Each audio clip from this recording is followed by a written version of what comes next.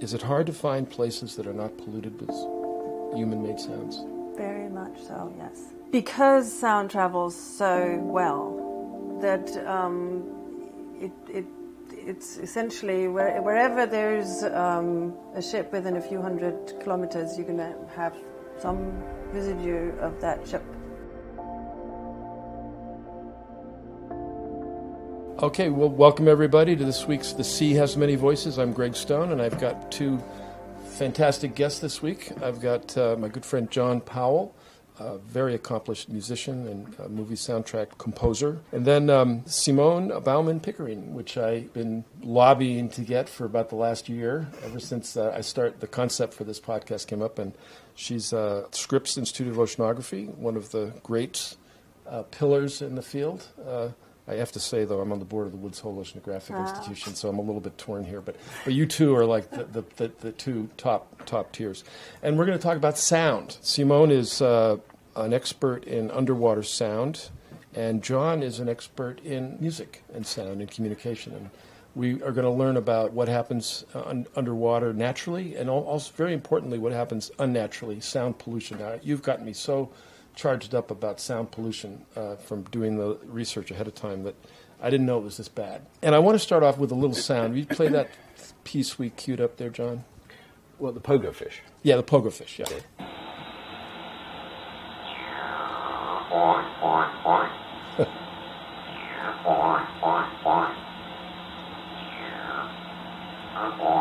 All right, there's a little taste. Now, before we get going here, one thing I'd like our audience, our listeners, watchers, however you're acquiring this podcast, to know is that sound is fundamentally different underwater.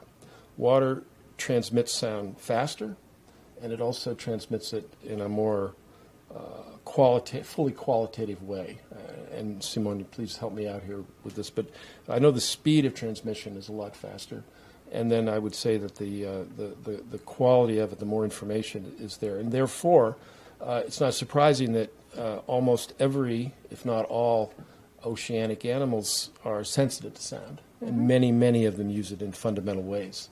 And that is something that we humans have to keep in mind as we continue our occupation of the planet, our dominance of the planet.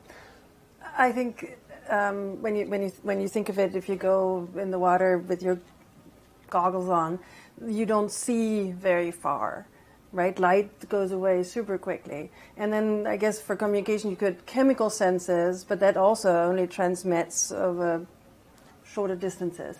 Whereas acoustic, they travel sometimes over hundreds of kilometers from source to a receiver. And so, yes, that's the key way of communicating underwater. Yeah, you know, when I used to work for the U.S. government, and my last assignment before I left, I was at a top-secret clearance, and I was looking at the U.S. military assets that could be used for research. And we did an experiment where the U.S. had these hydrophones in the Atlantic Ocean. The whole Atlantic Ocean used to be acoustically transparent to the U.S. military, so they could track Russian submarines. I wanted to find out how far a sound could be heard in the deep ocean sound channel. What's it called? The deep is a term for it. It's between the bottom of the ocean and a thermocline. Forms a tunnel. It's a sound channel. It's a sound channel. And they recorded a balænopterid whale, probably a finback whale, off the coast of Nova Scotia on a hydrophone in the Bahamas. So the ocean, as you just really well pointed out, doesn't lend itself very well to visual or chemical sensing. So nature, in the amazing way evolution works, has expanded its capability into acoustics. And it's really, you have to think about it a completely different way. Like, you know, we look around this room that we're in, and I see John and I see you, I see the shape of it and all that. And for an animal like a dolphin that can echolocate, which is just measuring the echo of their sound off the walls, they can determine the structure of the room, but they can also determine the integrity of the material of the room, not just what it looks like, but what it's made of. Right. So it's a very, very important, delicate system underwater. And we just heard a fish making a noise. Do you have any idea why the fish was making that noise? Or is that Well, for one, we have no idea what fish was making the noise, so that's a mystery, and there's lots of those kinds of mystery sounds still out there when you stick a hydrophone in the water and listen. But more often than not, the fish usually have sound produced to attract a mate or to defend a territory. So those are kind of the main goals in communication for fish.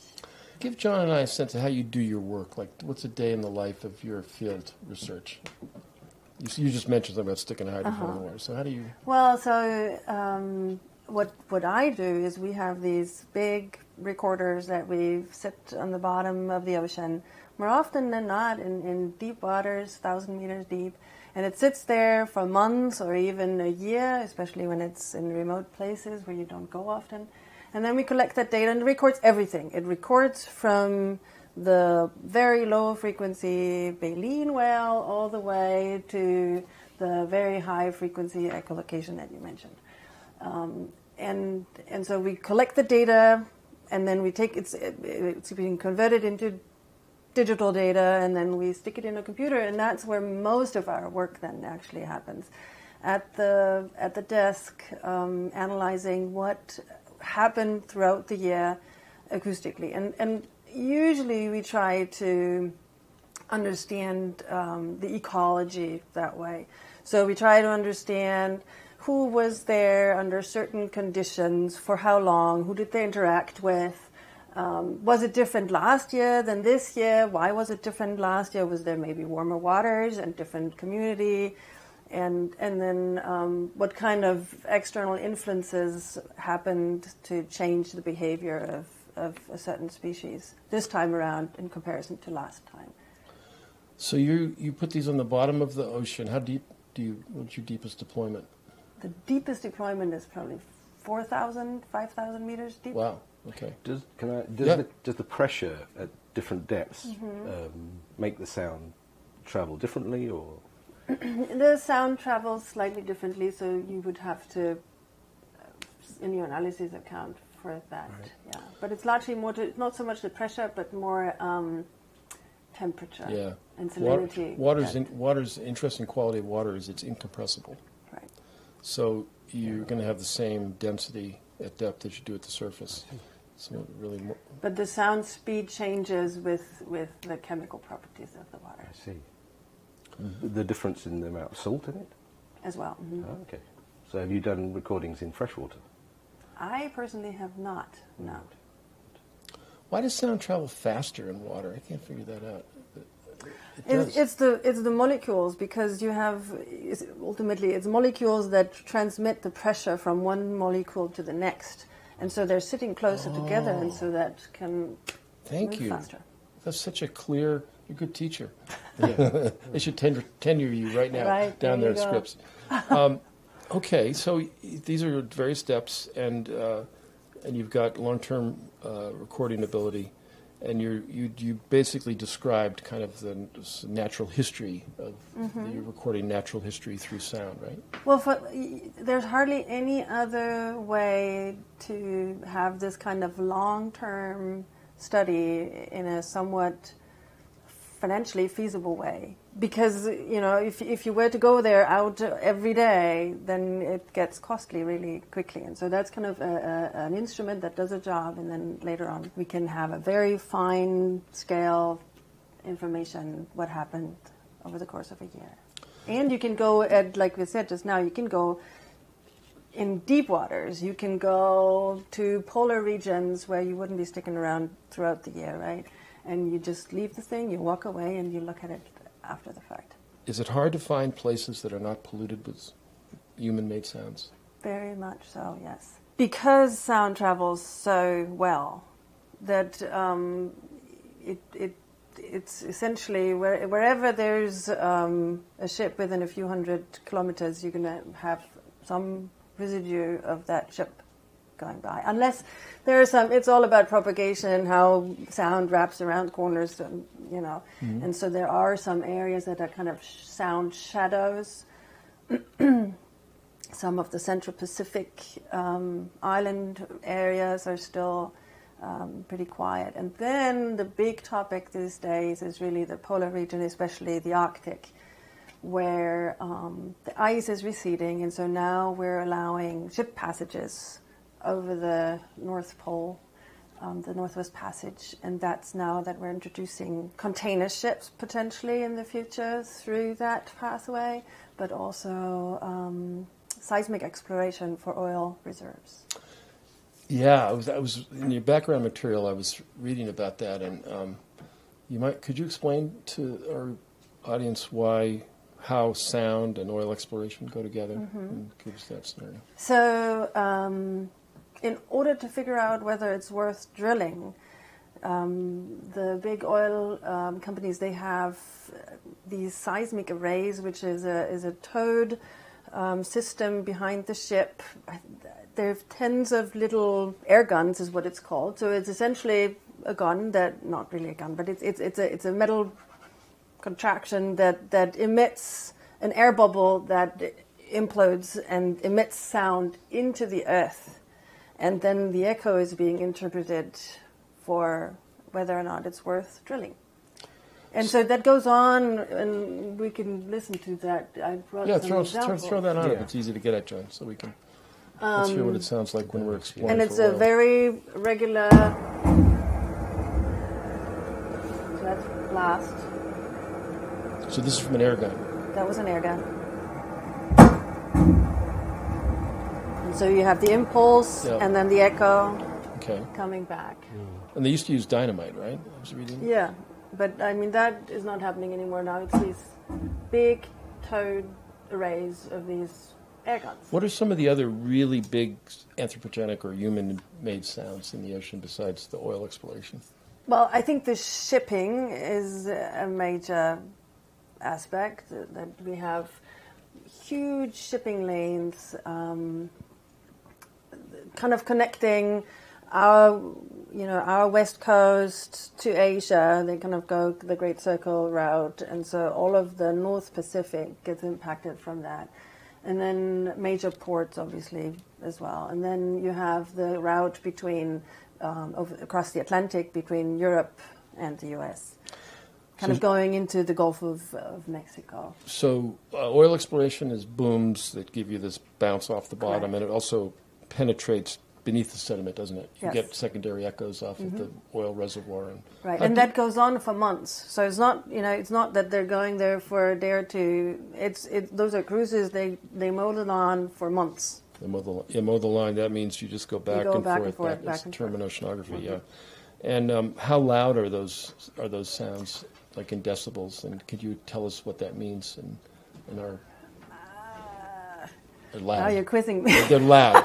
They're really they're loud. very loud. They're loud. Yes. So if one of I don't those know the ships was actual going numbers. over like a dolphin or a sperm whale, and it banged that sound off, would it have the potential to hurt the animal? Yes, it potentially could damage the animals physically in terms of rupture of the eardrums, alter behavior, which then has consecutive Knock-on effects. Yeah. effects. Yes. So there's the but oil. one thing with the seismics, it's been shown that it not only impacts those large animals like whales and dolphins that we think of immediately, but it also seems to be impacting plankton. Oh. So there's been some evidence in the last couple of years or so that shows that over, I think it was, I've gotten my numbers It's okay. wrong, but I think it's probably several kilometers distance within the area of a seismic survey, plankton was destroyed. Really? Yeah. So How they does that just, work? I mean, the cells just get The cells. blasted. So it's a physical. It's a physical damage of plankton and larvae and whatever not as they Just go when I through. thought it couldn't get worse. Plankton's is a fatality of sound. And I mean, it's clear it's a huge pressure wave, and if you hold pressure to a cell, it's going to burst, right? Yeah. Now we've talked about some damaging sounds. You've described them, but the big elephant in the room, in terms of what I'm aware of, is the Navy sounds that they make and I'm not even sure what they make them for. Could you talk about that a little bit? There's these. You ever heard about this, John? In the popular news, it gets reported on. Yeah, you see animals floating onto beaches, and you're wondering what the hell happened to them, and then immediately you go. The Navy said it was nothing to do with us, which of course is the most suspicious thing you could ever say. So I don't we didn't even ask you, and you said it wasn't anything to do with us. I mean, all I know is that hitting too many snare drums has made my hearing bad. So, I mean, if they're doing some things down there, I mean, I can't imagine what's going on to everybody's eardrums. The Navy usually has to do some procedures, such as called a ramp-up procedure, where they slowly increase the sound source, the intensity of the source, so that the animals have a chance to move away. Now, sometimes their response of moving away may not be in the right direction, and so they end up in a bay that is enclosed, and they're basically trapped by that sound curtain, if you will. And so there's that scenario where animals are driven to the beaches through kind of an avoidance reaction. So there's some species, particularly beaked whales, and they can dive down to several thousand meters of depth and do that on a regular basis. With a record holder, I think, is 3,000 meter depth.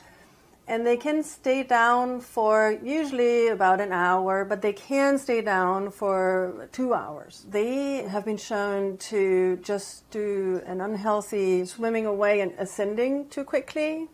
And so there's the idea, just like a diver, I don't know if anybody decompression dives, sickness. so that you have a decompression sickness where you dive up too quickly and gas bubbles form in your tissue and then ultimately in your brain, and then that's the end. So have these, I've been tracking this my whole career, basically, this mysterious Navy detection. Like John said, it's always been denial, but I've heard recently, have they locked this in as a causal relationship now? Yeah, and I think the Navy is done denying that they are actually really quite cooperative with us in researching how they can mitigate to reduce impact.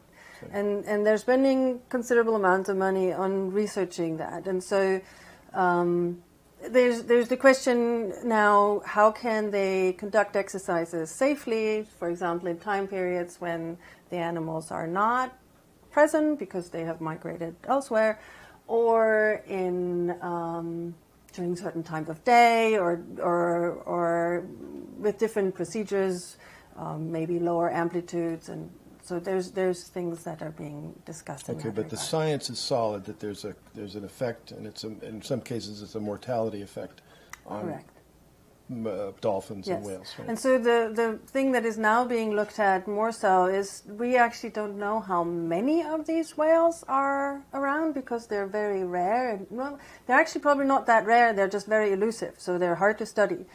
And now we're trying to figure out how many are there in a naval area and what's their population looking like over the years. Is it stable? So is it actually not that intrusive after all?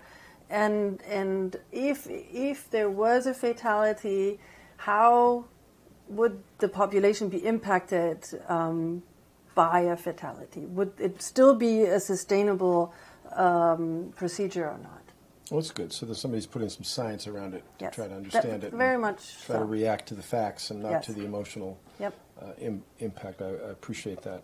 And you said something a minute ago that I want to kind of point out, and that is the diving behavior of these beaked whales. For our listeners, you got to think about how these animals operate. They basically spend like 90+% of their time underwater. Mm-hmm. And they briefly make excursions to the surface to get air. So just think about that. They're living underwater, and they occasionally come up to get oxygen. They live down there, but they come up to the surface. And, of course, the explanation for that is that it's really valuable if you can run a high oxygenated organism at depth, right? Because it gives them faster speed, it gives them mental acuity. There's all these advantages to having oxygen at that depth. So it's one of these fascinating twists in evolution.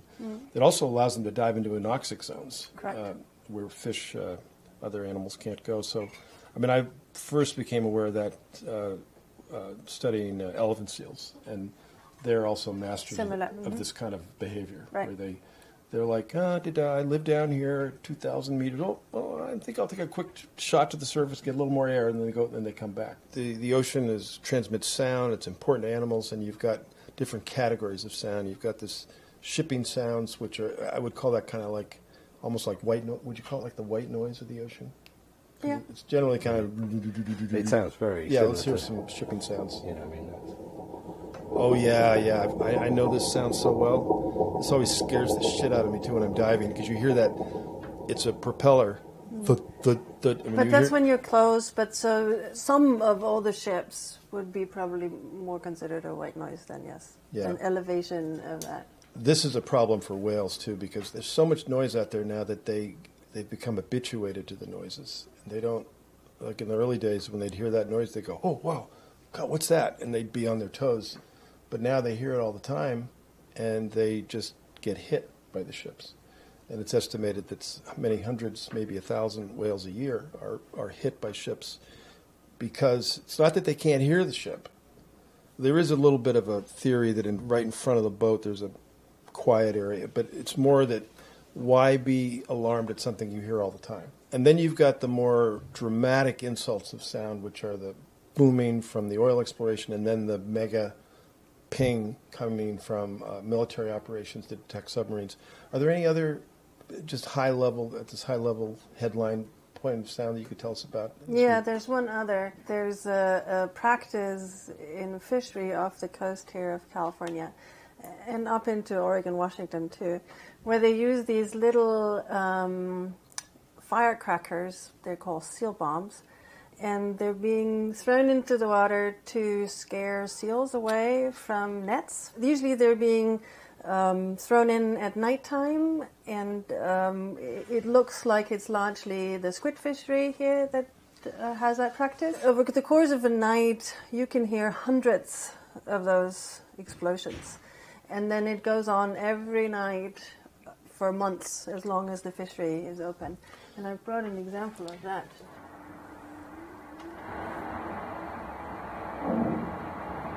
That's a firecracker? I mean, the seal deterrent Yeah.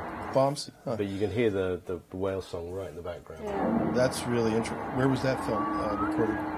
locally. We're going to take a break now, but I want to thank you for this nice overview. We're going to come back in the next segment. I want to talk more about it's more of the natural history questions. But thank you, Simone and John, for the Sea Has Many Voices.